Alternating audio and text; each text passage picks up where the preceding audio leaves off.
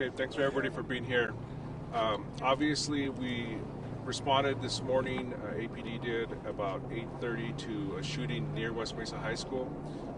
We have preliminary information that we want to provide to the public, and especially to families related to this high school. And we're going to have Police Chief Harold Medina speak first. Superintendent Scott Elder is going to talk about the APS side of things. And then we have Mayor Keller, and then District Attorney Raul Torres will have something to say, and then we're happy to answer questions. Thank you. Good morning, everybody. I first want to start with saying that for all the parents and family who has loved ones at West Mesa High School, there is nobody further in danger at this time. We do have one individual that will confirm is deceased. This individual was a student at West Mesa High School. As soon as we were able to identify that individual, we did have victim advocates start, and the victim advocates are with the family at this difficult time, and I ask that we have some prayers for that family during this difficult moment. We did have a shooting just outside of West Mesa High School grounds. It appears one of them, like I stated, the victim was a student and may have exited the school, and some kind of altercation occurred with another individual. We do have a suspect identified that we're trying to verify to see if it is indeed the offender. We have an apprehension on team on site waiting to go see if they could take this individual into custody once we're able to verify some information. I think it's important to note that we did coordinate and hold off on trying to release students to their families so that we could ensure that it was done in an orderly fashion and we didn't have chaos, and kids are being reunited with family as we speak, and we will continue to investigate this. We have all our resources out here now to further this investigation and try to get some answers as quickly as possible. But once again, early indications are, we have a juvenile and a firearm, and it's a bad mix, and we have a deceased student from the school. We'll continue to work this case to see if we could get somebody as quickly as possible into custody. And with that, I'm going to go ahead and turn it over to APS. We'll take questions at the end. So we did have a shooting. Well, it didn't occur on an APS campus. It was far too close, and it certainly involved one of our students. And our thoughts, our prayers go out to that student's family and to all the families at West Mesa who I know are wildly upset and probably very fearful. I want to make it very clear this wasn't an active shooter situation. The gun did not come onto campus. The student left campus and this altercation occurred. But as I say, it's deeply disturbing.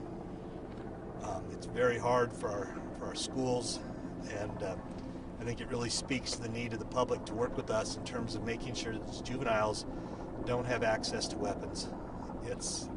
This is a tragedy. This is incredibly hard. Nothing that I ever wanted to do again, and we really need to work together to make sure this doesn't happen again. Thanks.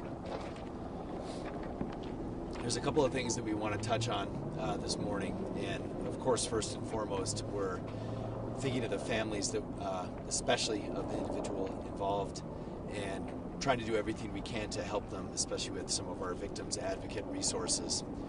We also know that this affects not only the school and their families, but everyone who has children in Albuquerque. And I know, even for myself, last night, Liz and I were talking about our kids going through an actor-shooter drill, and we were actually trying to explain to our kids why they have to do that and what guns are and how dangerous they are. And we see this at every level of school, right? We saw it at Washington just a few months ago.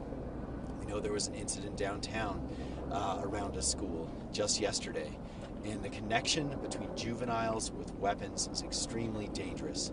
It's also something that we have to work on in our criminal justice system.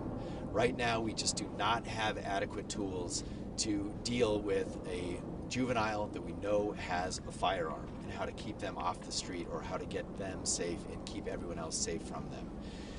So I know there's going to be a discussion about that in the future, and there absolutely has to be. We have to address this issue. And in the meantime, we also know that we have to talk, unfortunately, we have to have the gun conversation with our families and with our kids. If you think that your children are around people that might have guns, you've got to talk to APS or APD. Obviously, if your own child has access to a gun, you have to do everything you can to try and remove that weapon.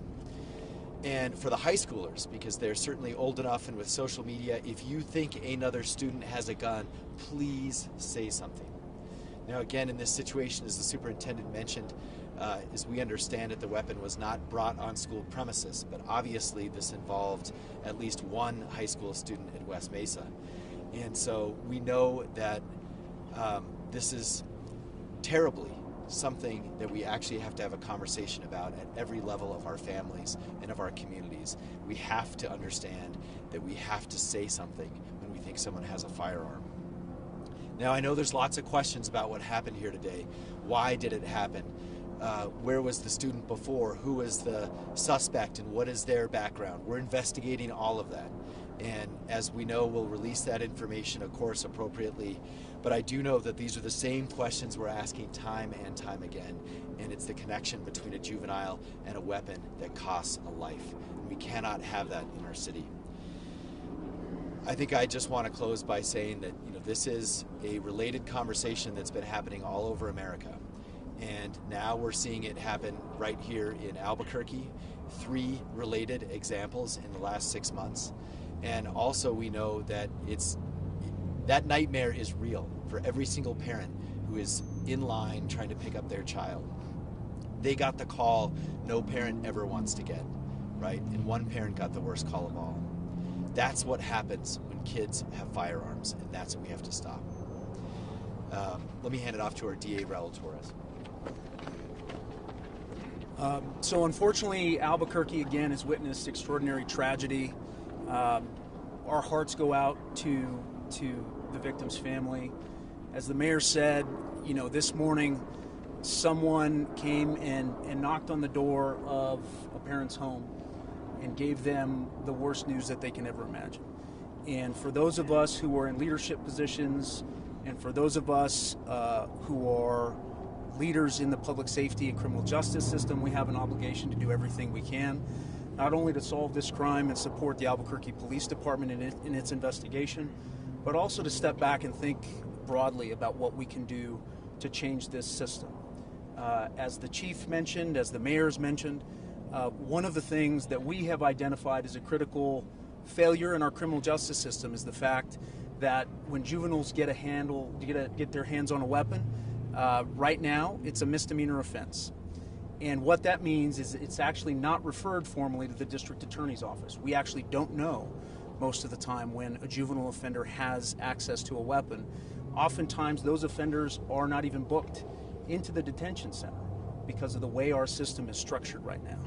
We don't think that's safe. We don't think that protects the community, and it certainly does us all a disservice in terms of providing the level of protection that we all expect.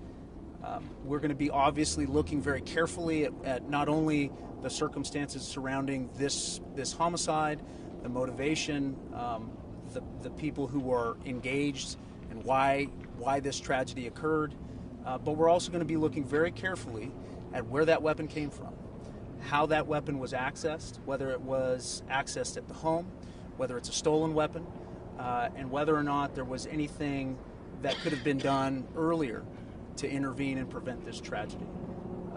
This is and should be a wake-up call for all of us, that the issue of gun violence and young people is something that we can't ignore any longer.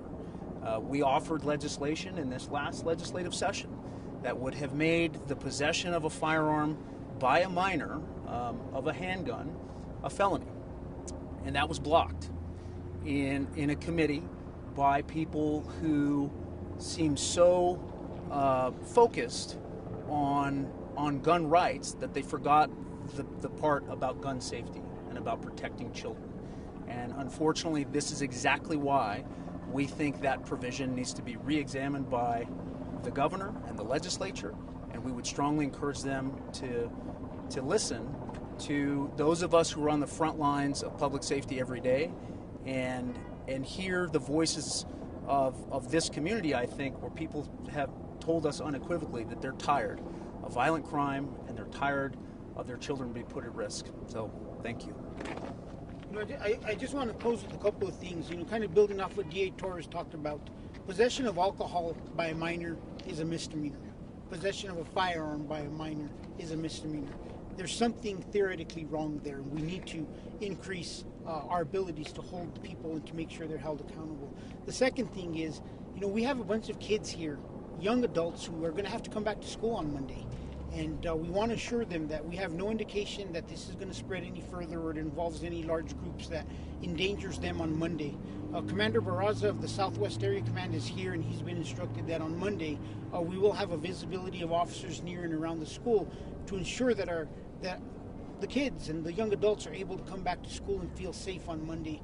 We need to continue their education because we know that's one of the struggles we have as a community, and we need them to feel safe, and we need to be supportive for them within the schools. So we do intend to address that and make sure that we have resources present so that they have that confidence to come back and that they're safe next week. And we'll continue to work, and we ask for the community's patience at this time with our investigators as they go through this. And I want to personally thank one of the early responders.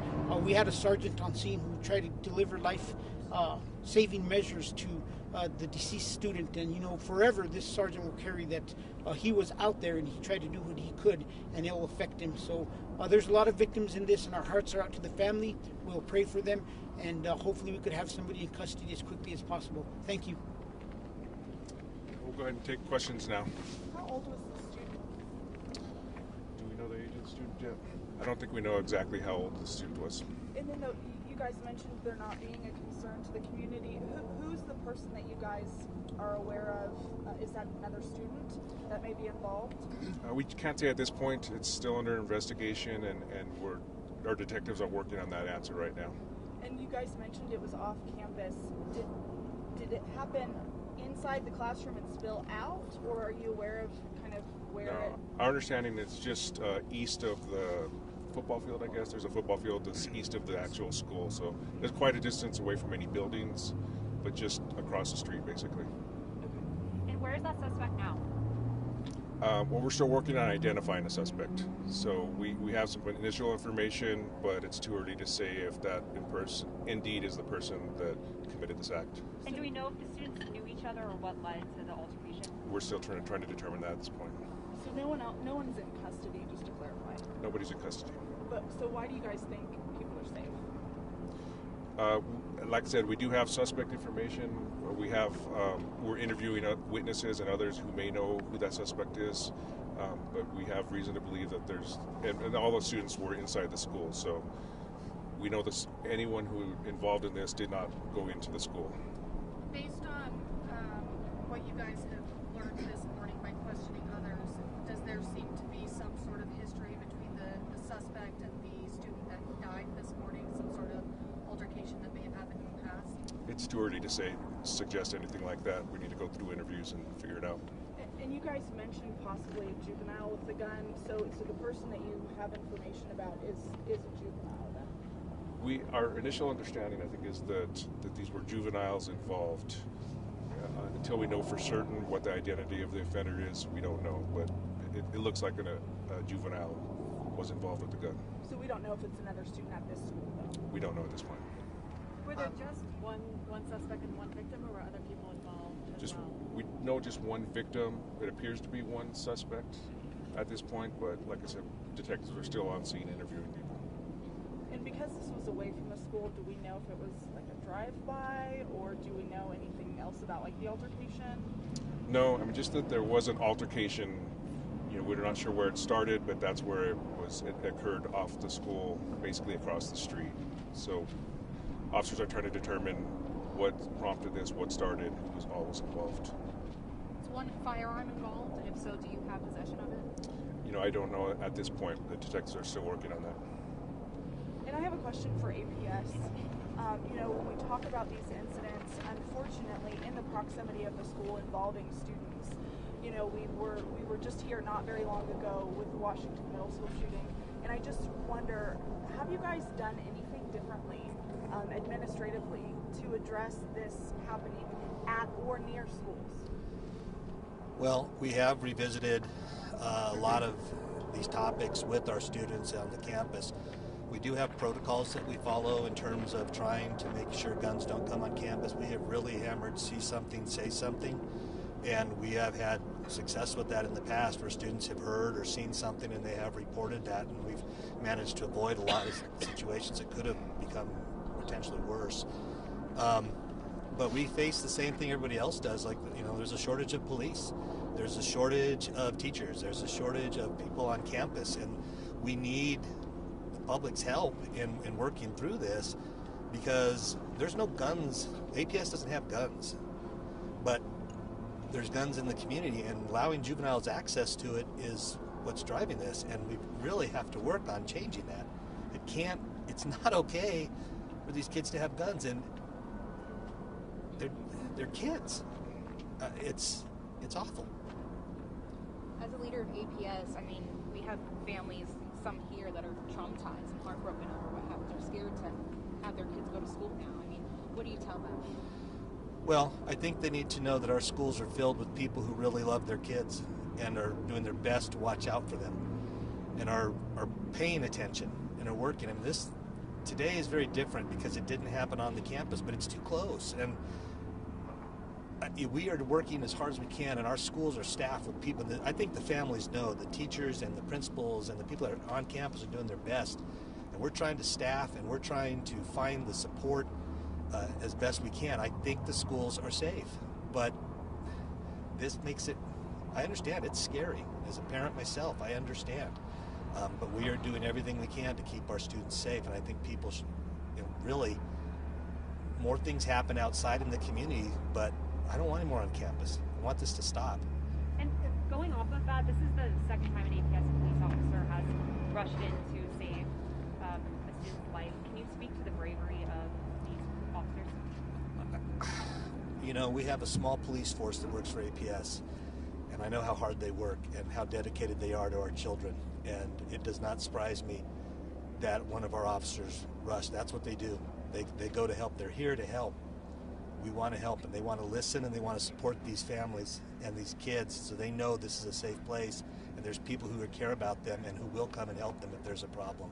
Along those lines, I probably should mention that we also have our counseling team here. We have a crisis support team, and they'll be here as long as it's necessary. But we have a lot of people here to help anybody that was traumatized by this event, and they'll be here next week as well. And we heard from one parent who said that they got the call from their student saying that they were safe much before they got a call from APS. Was there a delay in alerting parents to this? Actually, no. We were pretty quick today. We got it out. I mean, there's time to process. We have to get the details, and we can't just send out, details saying, oh, something happened, but don't worry, it's going to be okay, because we need those details initially.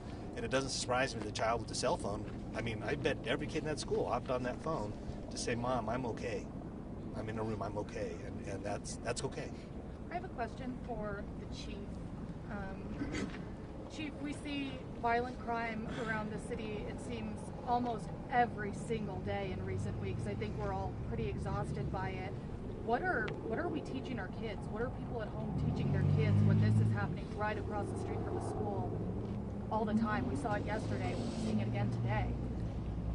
I think we need to recognize, number one, it's not easy being a kid in today's day and age. It's very difficult. It's nowhere near what we went through growing up. And I want to compliment some of the kids out there, because although today it didn't happen, every week it seems that we have a great partnership with APS, and we have some student report that somebody's threatening somebody. Just last week, we conducted an investigation jointly with APS, and a lot of kids are bringing it to their attention. We need to continue to ask parents to teach their kids that it's important for them to see something and say something and let everybody else know when somebody's potentially in a situation where they're going to harm themselves or others.